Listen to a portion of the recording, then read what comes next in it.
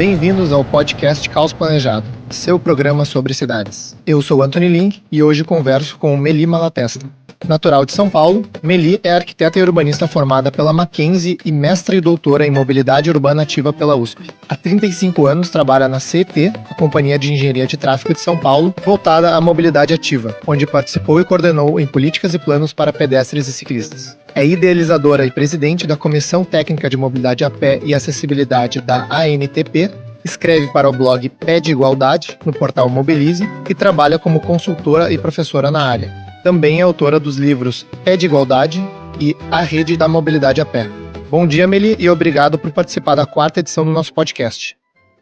Eu que agradeço o fato de vocês terem me convidado e, assim, também parabenizo aí o Caos Planejado pela escolha da pauta, que é muito importante, né? Certamente, né? É uma pauta que a gente cobre com bastante frequência, né? E pensando com quem é que a gente podia falar para cobrir esse tema, assim, certamente o teu nome apareceu como uma primeira opção. Eu agradeço. É porque faz tempo que a gente atua nesse assunto, que a gente trabalha, né? E a gente acaba acumulando mesmo conteúdo, conhecimento, que faz parte mesmo do processo, uma coisa natural. Eu vou começar então com as perguntas e a gente vai batendo um papo. Maravilha, vamos lá. Bom, apesar da ainda extensa priorização do automóvel, né, a mobilidade a pé vem tendo uma voz crescente dentro do sistema de transporte e da sociedade como um todo. Você trabalha em prol da mobilidade a pé já faz algum tempo, né? Como que foi a evolução desse trabalho? Quando que você começou e como que eram vistas essas opiniões no início da sua carreira? Então, na minha carreira foi feita toda na Companhia de Engenharia de Tráfego de São Paulo. Quando eu entrei como estagiária em 1977, a empresa tinha acabado de ser criada, foi a primeira cidade brasileira onde foi introduzido o conceito de engenharia de tráfego como técnica, um aspecto técnico, porque antes toda essa parte de sinalização tinha um aspecto mais de fiscalização e legalista e era feito pela Polícia Militar, na época, Força Pública, Polícia Militar. Então, foi uma tecnologia, e uma metodologia de abordagem do espaço público da via, trazida aí das cidades americanas, onde a predominância era o automóvel. E na época já tinha trânsito, isso aí no final dos anos 60, anos 70, São Paulo estava já caótica em trânsito, mas tinha muito a ser feito, que era para organizar o espaço público de mobilidade, né? E o enfoque sempre foi dado para a fluidez do automóvel. E havia também a parte de segurança de trânsito, da ocorrência de acidentes de trânsito. E nesses acidentes de trânsito também estava incluído o acidente de trânsito que envolvia o pedestre, o atropelamento. Então, o meu trabalho praticamente começou na área de mobilidade a pé, trabalhando na gerência de segurança, no departamento que cuidava de segurança de pedestre. E aí, ao longo desse trabalho, a gente começa a perceber que a ocorrência do atropelamento, ela estava não era uma coisa ao acaso, um acidente inevitável, uma coisa que não dava para evitar, que eram situações que se repetiam e que estavam muito ligadas à interação distorcida do espaço público e das pessoas que circulavam lá caminhando. Então, é claro que sempre com prioridade dada ao trânsito motorizado. E nesse trânsito motorizado envolve até também o transporte coletivo, né? Porque apesar do transporte coletivo ser acessado a pé, né, então não se dava prioridade para as pessoas que se dirigiam aos pontos de ônibus. Naquela época nem tinha ainda esse conceito de corredor de ônibus do lado esquerdo, foi uma coisa que começou a acontecer já aí no final dos anos, meados dos anos 80, começou aqui em São Paulo, né, no Paz de Barros, depois 9 de julho e tal.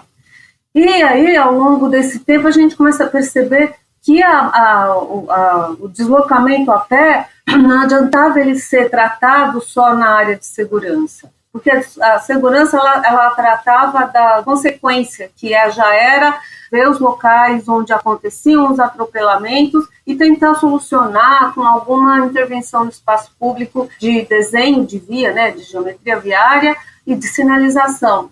Mas, às vezes, você percebia que o projeto já nascia errado. Aquele espaço foi concebido de uma forma errada. Então, não havia projeto pós-ocupação que desse jeito. Então, deveria haver toda uma preocupação antes do espaço ser utilizado ou na hora que ele começasse a ter uma utilização massiva da mobilidade a pé. Então, era a necessidade de se mudar conceito. As pessoas sempre nomeavam o deslocamento a pé pelo seu agente pedestre.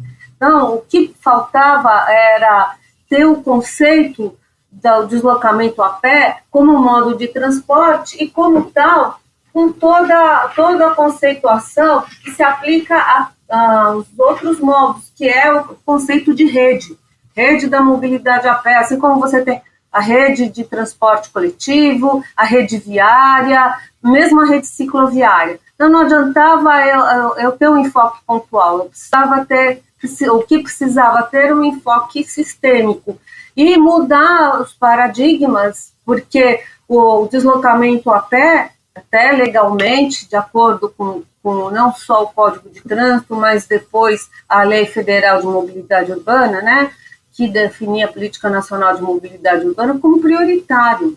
E ele a rede da mobilidade a pé é a rede que alimenta, ela é a matéria-prima que alimenta as demais redes, porque toda viagem, seja ela feita de automóvel, de moto, de ônibus, de metrô, de trem, de bicicleta, ela começa e termina a pé. Com certeza. Então, foi esse aspecto que a gente descobriu, que era uma coisa que não estava muito aparente nas metodologias. A gente começou a pesquisar isso e viu que já havia teoria, já havia metodologia sendo aplicada em outras cidades, né? Você já tinha gente que estava apontando esse problema. Esse processo começou mais ou menos em que ano, assim, digamos, essa mudança de olhar da mobilidade a pé como parte do sistema de transporte? Então, para mim, começou ao longo do meu trabalho. Então, por exemplo, eu comecei a trabalhar na CT nessa parte no início dos anos 80, já em meados dos anos 80 eu já percebia que tinha alguma coisa errada, que faltava você planejar o espaço, né? E até a própria CT, ela criou uma área de pedestre na área de planejamento, justamente para atuar nas futuras estações de metrô, nas obras viárias. Então, a gente dava diretrizes para que o deslocamento a pé ele ocorresse de uma forma que atendesse às necessidades. Então, novas avenidas, a gente dava diretrizes de largura de via, de tantos em tantos metros, onde que precisava, por exemplo, ao longo do traçado, onde precisaria ter uma travessia uma sinalizada ou uma passarela. Isso envolvia toda uma abordagem de uso do solo, né? E depois, assim, ao longo da minha carreira, já com quase 30 anos de empresa, eu resolvi anotar, fazer o registro desses conceitos que eu trabalhava, levar para a academia. Então, eu fiz um mestrado na USP. Então, minha dissertação é justamente onde eu apresento o conceito eu chamava ecossistema de mobilidade a pé, até porque eu fiz na cadeira de paisagem e ambiente, né? Mas, assim, é o conceito da rede de mobilidade a pé. Inclusive, a minha dissertação de mestrado, ela que baseou totalmente o livro que eu lancei no final do ano passado, que o nome é A Rede da Mobilidade a Pé, que traz toda essa conceituação. Legal. Em 2015, a gente republicou o seu artigo, o título era Genocídio de Pedestres, né, no Caos Planejado, que trazia dados bastante chocantes, né, ao ler o texto, a respeito da segurança da mobilidade a pé no Brasil ainda hoje. E eu cito alguns deles aqui. De que em São Paulo há 3,5 vezes mais mortes por atropelamentos que em Nova York, que a morte por atropelamento é apontada como a maior causa da morte de crianças de 0 a 14 anos em São Paulo, e que pedestres totalizam 45% dos mortos em acidentes de trânsito nas vias do município de São Paulo.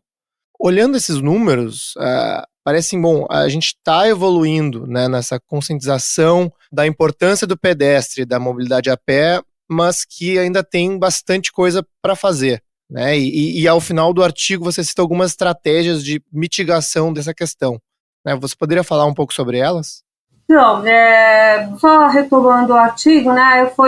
Eu escrevi esse artigo baseado no dados apresentados pelo Mobilize sobre os atropelamentos em algumas cidades do mundo. Então, assim, cidades, no caso São Paulo, ainda que São Paulo não é um número total, mas a representatividade dele até em relação à população é menor do que outras cidades brasileiras, onde há uma preocupação menor ainda com pedestre, né? Aqui no município de São Paulo já tem, Entendi. já há pelo menos vem cada vez mais algumas medidas do próprio órgão de trânsito do poder público para tentar reduzir a representatividade do atropelamento na geração de óbitos nos acidentes de trânsito. Ainda continua sendo a maior causa, mas infelizmente nos dias de hoje ele está sendo alcançado por uma outra vítima, que é o condutor da moto. Mas nós vamos falar aqui do pedestre.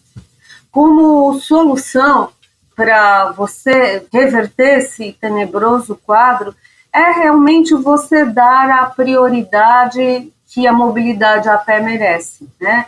É derrubar alguns mitos, né? Porque para você conseguir essa prioridade, você tem que envolver medidas que elas chocam um pouco as pessoas que estão acostumadas a viver numa situação de prioridade do automóvel, que é uma realidade nas nossas cidades, tá?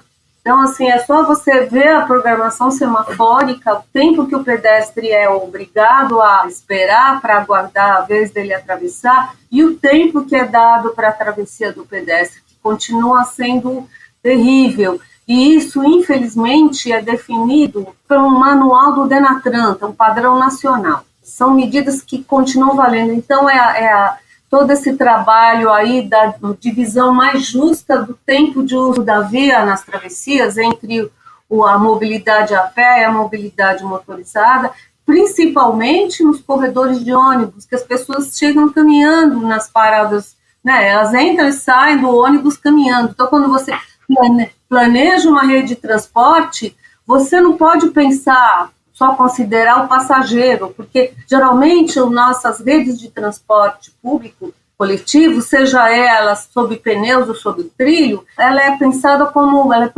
como uma rede fechada, que não conversa com o ambiente urbano, ou seja, eles consideram o passageiro já na plataforma, no ponto, aguardando, e eles não consideram todo esse processo de chegada das pessoas caminhando a essa rede. Isso falta no país todo, tá? São Paulo e no país todo.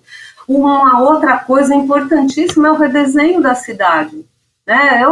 Durante a minha vida profissional, eu testemunhei as geometrias, o desenho da rua sendo adaptado para ele facilitar a fluidez do carro. Então, nas conversões, nas esquinas, nas conversões, as curvas, né, serem suavizadas para, com isso, o veículo não precisasse reduzir tanto a velocidade. Vias retas, vias largas. Então, assim, é todo um desenho viário que favorecesse a fluidez. E isso acabou já se transformando num mito, numa quimera, porque hoje em dia, nas áreas urbanas, nas grandes cidades, a quantidade, como a nossa mobilidade é calcada, foi ao longo do tempo, as políticas públicas calcaram, né, que favoreceram, estimularam o uso do carro. Então, assim, o sonho de todo mundo é se deslocar de carro, de automóvel.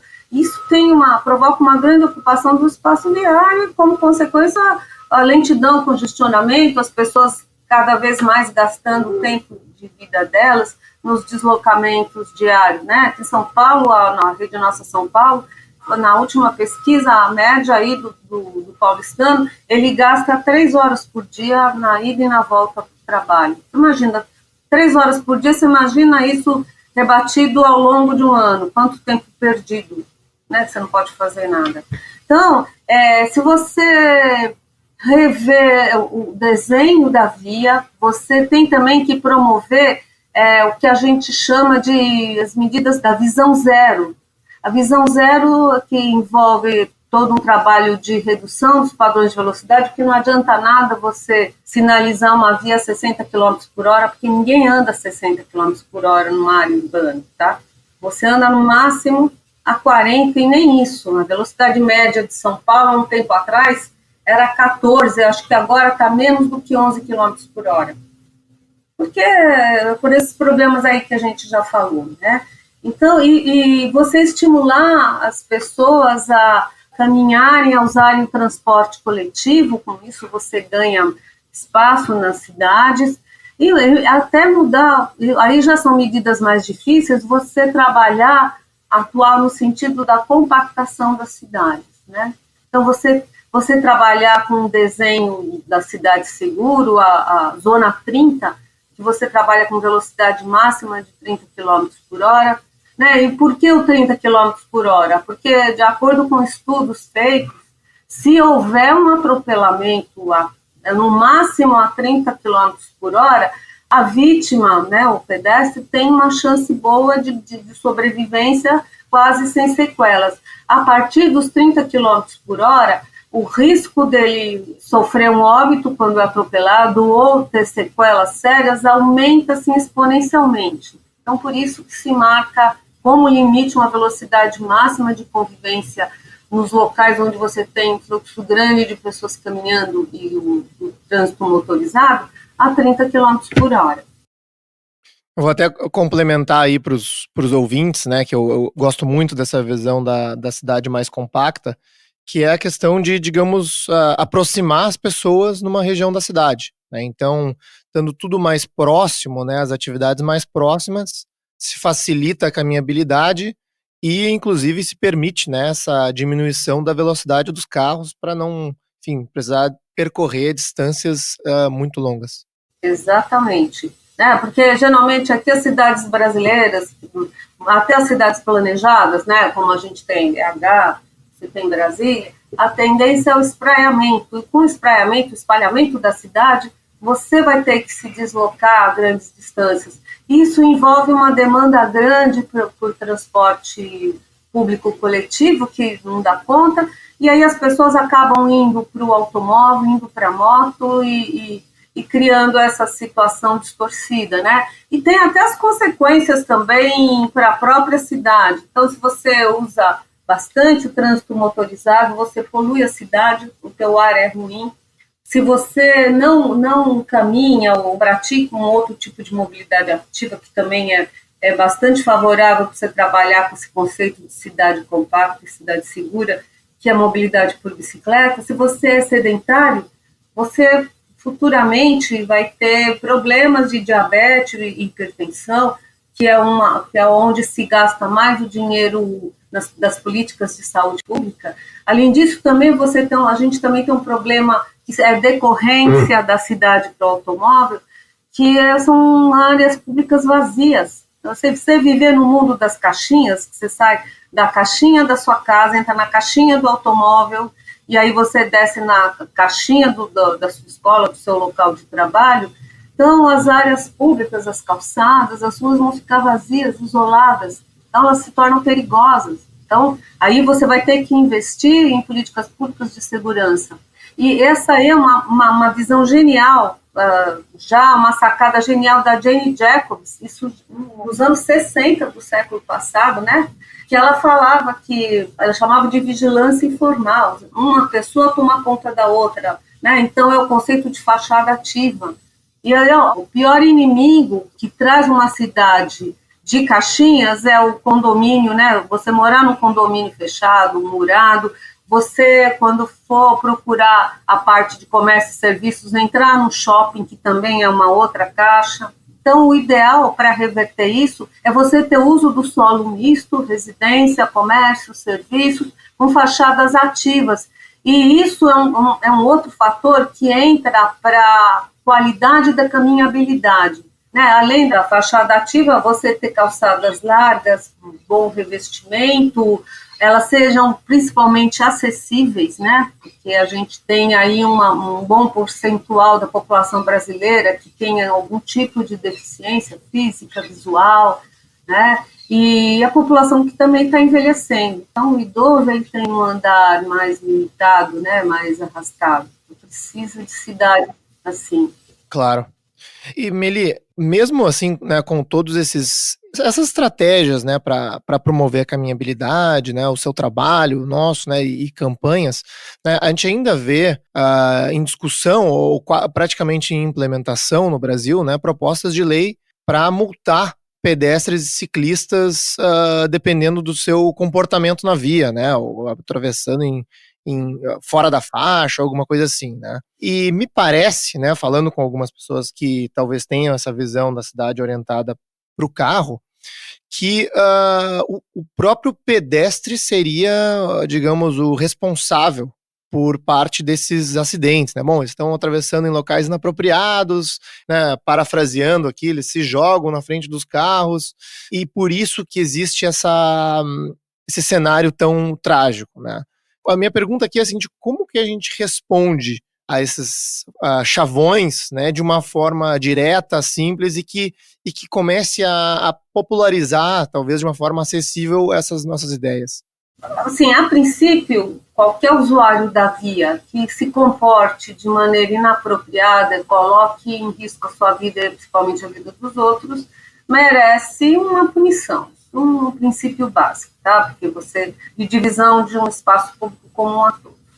Agora, a multa do pedestre e do ciclista é uma visão muito distorcida para tentar resolver iniquidades de tratamento da própria lei. Se você pegar o código, eu sempre falo, ele é um morde e assopra, porque ele fala, o pedestre acima de tudo, todo mundo tem que proteger o pedestre, mas ao mesmo tempo ele impõe algumas regras para o pedestre que deixam claro a falta da prioridade, como por exemplo, fala um dos artigos que fala que o condutor deve parar para o pedestre que está sobre a faixa.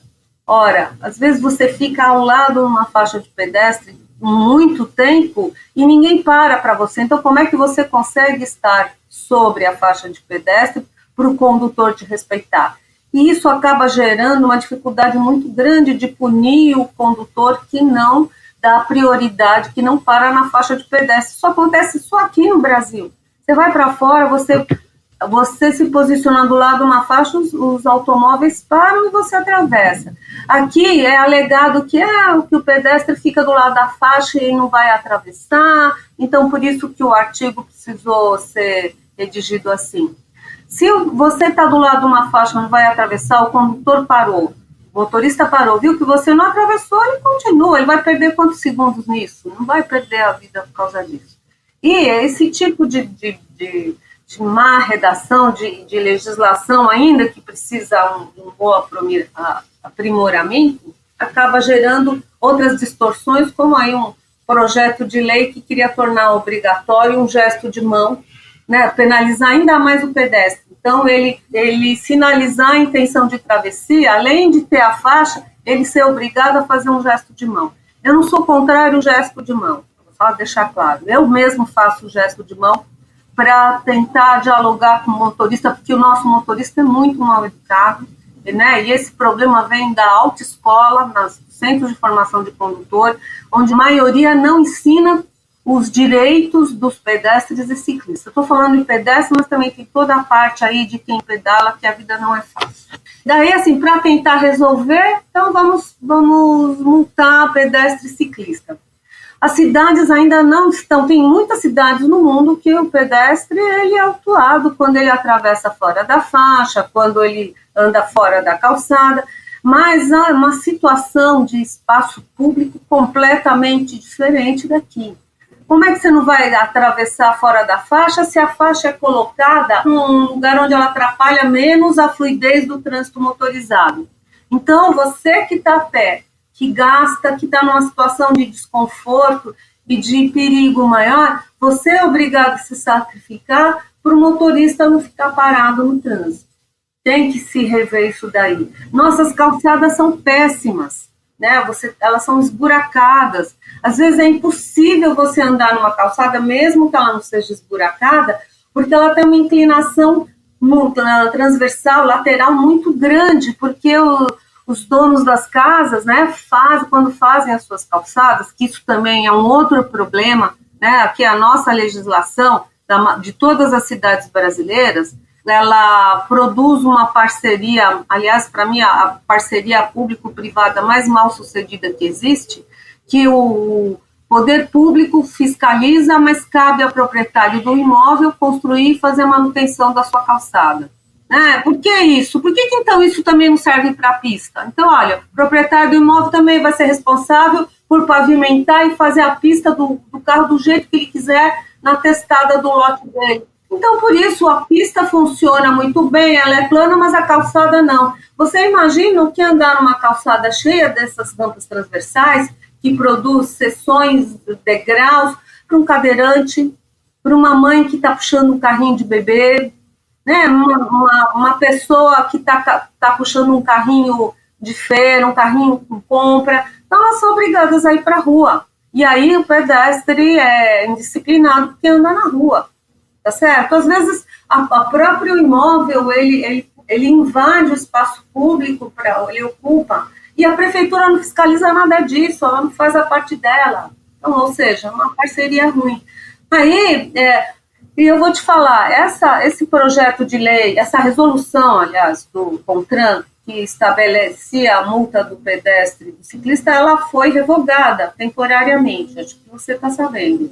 E no lugar, eles colocaram uma campanha educativa que conscientize a todos os usuários da via para a importância de você obedecer a legislação, se comportar adequadamente. Eu só espero que essa campanha educativa não foque o pedestre e o ciclista como se eles fossem os responsáveis pelos atropelamentos ou pelos acidentes, tá certo? Ela tem que sensibilizar, sobretudo, o condutor, para que ele conheça e aprenda quais são os deveres deles em relação aos pedestres e ciclistas, que são vários artigos do código, não vou mencionar aqui para não prolongar muito, e que não são obedecidos, mas assim, sistematicamente em todas as cidades brasileiras. Eu já visto a prioridade que o motorista tem que dar ao pedestre ou ao ciclista quando ele faz a conversão. Claro. Então, por enquanto, essa multa está revogada. Inclusive, eu posso te afirmar que os próprios órgãos de trânsito das cidades brasileiras se sentiam desconfortáveis com essa multa, porque até operacionalmente ela é de difícil aplicação.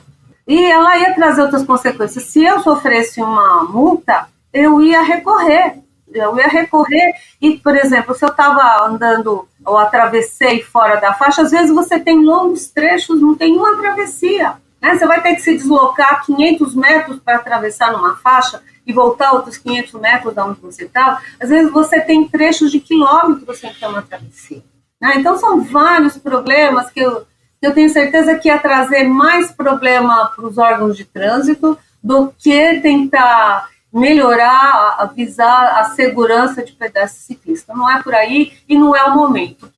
Não, perfeito. Você comentou dessa questão, né, de ser responsabilidade do proprietário do imóvel adjacente manter a calçada, né, e que isso gera essa colcha de retalhos que a gente vê na nossa, digamos, malha de calçadas, né? Você acha que talvez a municipalização da calçada, né, considerar ela parte da via, com uma separação mais clara entre o espaço público e privado, poderia ser uma solução? E como que isso funciona em outros lugares do mundo? Então, vê só, teoricamente a solução é a calçada, assim como a pista, ser de responsabilidade total do município. Por outro lado, o meu receio é o seguinte: se a prefeitura, que fica só com a fiscalização, ela nem fiscaliza, porque como a mobilidade a pé não é uma prioridade, não é um dogma prioritário para o poder público, porque ainda o foco, né, a prioridade, a atenção toda é dada ainda para a mobilidade motorizada, o meu receio é que se passa para a prefeitura, aí a coisa vai desandar de vez. porque ela não vai nem fazer o básico. Porque hoje em dia as prefeituras, isso não, por exemplo, não só da minha cidade aqui em São Paulo, mas do país todo, elas falam que elas não estão estruturadas, elas falam que elas não têm gente suficiente, equipe suficiente para fiscalizar as calçadas. Ora, a política, né, de atuação da prefeitura, a equipe que ela tem e como ela vai direcionar essa equipe, é dada pela prioridade que as prefeituras do poder público dão para cada assunto, para cada ação, para cada agente da cidade, tá certo? Por enquanto elas estão preocupadas mesmo em não deixar o trânsito parar, apesar do trânsito motorizado já ter parado, já continuar até a velocidade reduzida, é um processo reversível aí na maioria das cidades brasileiras. Eu já ouvi até um papo que a prefeitura está querendo privatizar o que já é privatizado. Né? Eu já ouvi que é um projeto de lei que aí ela quer entregar para alguma iniciativa privada para fazer a manutenção das calçadas. Eu não sei se aí essa iniciativa privada ela vai cobrar pedágio de pedestre que queira passar, sei lá. Como é que isso vai se realizar? Porque ninguém não tem almoço grátis, como a turma fala, né? Ao invés de cobrar dos carros que ocupam aí quase 100% da via, daqui a pouco vão inverter, né? Vão cobrando, você quer andar numa calçada bonitinha, então você paga. Né? Um sistema eletrônico, aí você tem que ter o selinho, aí você vai pôr um chip, sei lá. Tudo porque, sim, conceito fundamental, que tudo essa loucura acontece, é porque a mobilidade a pé não é priorizada enquanto política pública. O dia que isso acontecer, muda tudo. Aqui no Caos Planejado, né, dentro desse conceito de talvez trabalhar a via, né, juntamente com a calçada, a gente já escreveu sobre os chamados shared spaces, né, ou espaços compartilhados, que é um conceito onde os pedestres dividiriam as vias de tráfego, né, de uma forma mais lenta, normalmente, com todo mundo. Né, todo mundo divide o mesmo espaço. Ciclistas, motociclistas, carros, até ônibus, né, andando, digamos, na mesma via, tá, sem uma divisão entre o que é calçada e o que é rua, digamos, né. E em teoria, né, e aí né, ao redor do mundo tem alguns casos implementados, mostra muitas vezes uma melhoria, né, inclusive da segurança, no sentido que a atenção das pessoas na pista aumenta, né, no momento que, digamos, o motorista, o motociclista sabe que pode ter um pedestre, pode ter um ciclista, né, ele está mais atento, isto levaria a ruas mais seguras, né. Qual que é a sua opinião sobre esse tipo de solução? Seria viável em alguns casos de ruas que já são, digamos, mais focadas em pedestres no Brasil, como, por exemplo, no centro de São Paulo, né, no centro histórico das cidades brasileiras, que talvez os pedestres já tenham, digamos, uma preferência no espaço público. O que você acha? Bom, as ruas compartilhadas, eu acho que é um conceito bastante evoluído. Né? Então, para ele funcionar, a população, né, tem que ser um consenso geral que a prioridade é das pessoas que caminham e pedalam.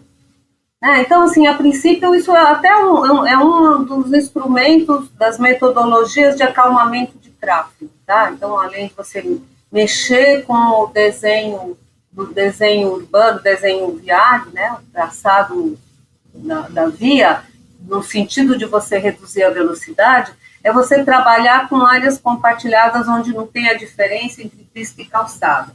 Com isso, você vai ter que trabalhar com baixíssimas velocidades, né? No máximo 30 km por hora, e menos até do que isso. Eu acho que, assim, começar pelo poder público, as políticas públicas, entenderem como isso funciona e toda a comunidade está preparada para trabalhar nesse ambiente. Seria, no meu ver, um ambiente ideal, porque você ganharia mais espaço, não tem dono de rua, você tem uma área pública melhor compartilhada, mais justa. Agora, assim, no momento, para as cidades brasileiras, eu acho que, como você até já deu aí a referência, ela funciona assim para as áreas centrais, aqueles centros que a origem dele é mais antiga, então são vias mais estreitas, né? Onde você tem fluxos grandes de pedestres, e interesse também de viagens por bicicleta, e ao mesmo tempo é complicado. A gente tem os calçadões onde é proibido a entrada de veículos, só que assim, muitos dos calçadões acabam provocando uma fuga das atividades de uso do solo, porque tem muita gente, muitas atividades que não prescindem, não abrem mão do automóvel. Mas aí eles saem, isso aconteceu muito no centro de São Paulo, quando se pedestrianizou, fez a calçada, somente a atividade bancária mudou para outros eixos da cidade, eixo da Paulista, eixo da Berrini, e algumas atividades de serviço, tá? Porque eles falavam que era difícil, o cliente que tem que chegar de carro, e lá não pode mais entrar no carro. Então, com isso, eu acho que o espaço compartilhado ajuda, apesar de que ele não é estimulante também, porque você vai andar tão devagar que, entre aspas, o congestionamento de automóveis vai ser uma coisa desestimulante. Mas ele abriga a demanda, que ao meu ver é prioritária, que é dos deslocamentos a pé. Então, voltando desses centros urbanos que têm um traçado viário de dimensões mais tímidas, vias mais estreitas, calçadas mais estreitas, né, porque elas eram mais antigas, e para poder acomodar todas as pessoas. Então, eu acho que seria uma situação ideal. Uma outra situação também, principalmente reurbanização de comunidades, né, de zonas de interesse social. Então, são ruas, então ela tem todo um traçado viário espontâneo, né? E a ocupação das habitações são feitas pelas pessoas, então não tem um traçado viário, é uma invasão diária. Então, você tem vielas tortuosas, estreitíssimas, que não dá para você pensar em rua e calçada. Então, também seria uma outra, eu acho que é um outro caso onde o conceito de compartilhamento, aliás, nessas zonas de interesse social, isso acontece quase de uma forma espontânea. Quando você trabalha com via compartilhada, aí você pode até trabalhar com revestimento e com elementos de desenho urbano que inibem o desenvolvimento de velocidades acima de 30 km por hora. Perfeito. E, Meli, quando eu converso sobre caminhabilidade com quem está acostumado a andar de carro, é muito comum eu ouvir que o principal fator para não andar a pé é a segurança, né? E aí, a segurança que se referem não é a segurança no trânsito que a gente conversou aqui, mas o medo de ser assaltado, roubado, alguma coisa assim ao caminhar na rua, né? A pergunta é até que ponto esse fator é significativo, né, para a redução da caminhabilidade, né? Até que ponto, diga, aqui onde eu moro, Porto Alegre, por exemplo, roubo de carro é extremamente comum e um problema também, né? Então a pessoa não garante a segurança ao estar dentro do carro. Mas como é que você vê essa questão e como lidar com esse problema, né, na mobilidade a pé? Eu até já comentei sobre isso nas minhas respostas. Eu falei que uma das vantagens que quando você prioriza no espaço público a mobilidade a pé é o aumento da segurança, porque você acaba quebrando o paradigma do mundo das caixinhas. Tá? Então, é aquilo que eu já tinha falado. Uma outra coisa também que é totalmente necessária quando a gente trabalha com a questão da violência urbana, a iluminação.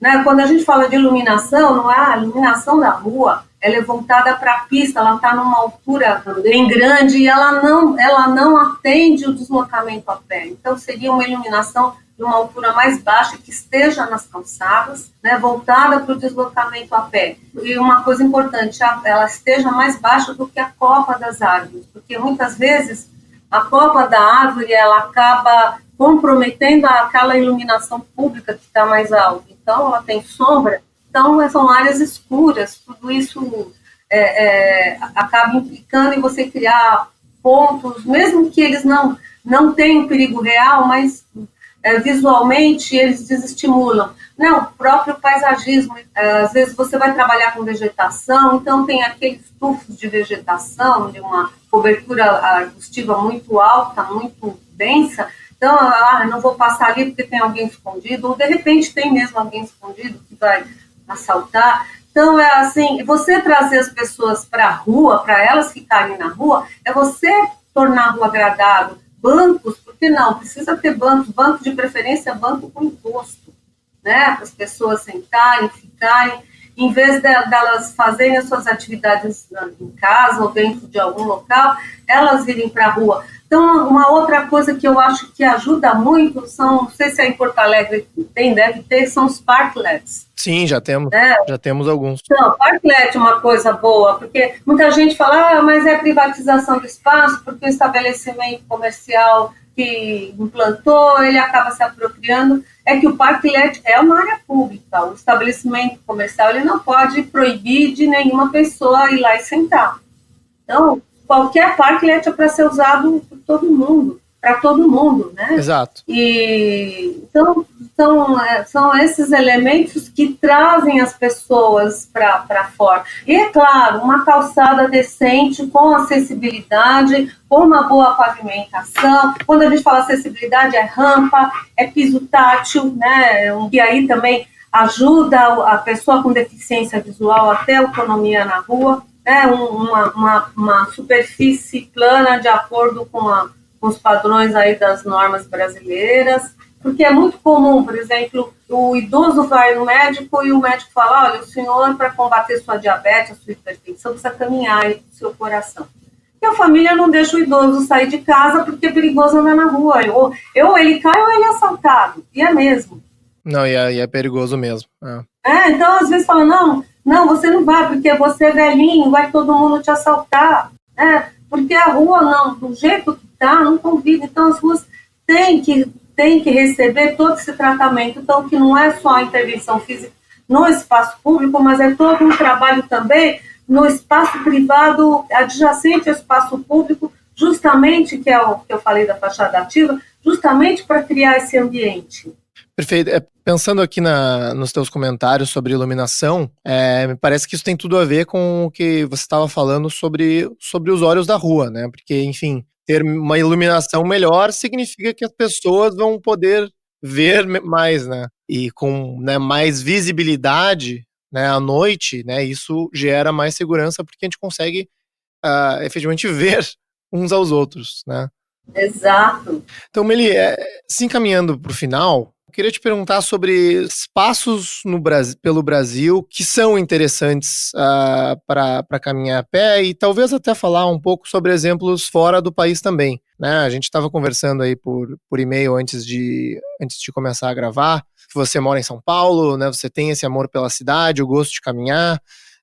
Quais outros bairros, né, ou cidades no Brasil você acha que são interessantes para andar a pé e como que a gente pode, digamos, nos inspirar com eles para fazer mais no Brasil?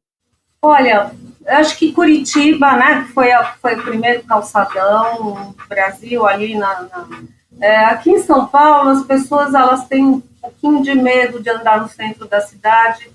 E assim, né, o centro da cidade tem uma série de problemas mesmo, mas eu acho que um pouquinho desse medo é mito, né? Você tem que saber conviver com uma realidade de diferenças, mas isso faz parte da própria alma da cidade.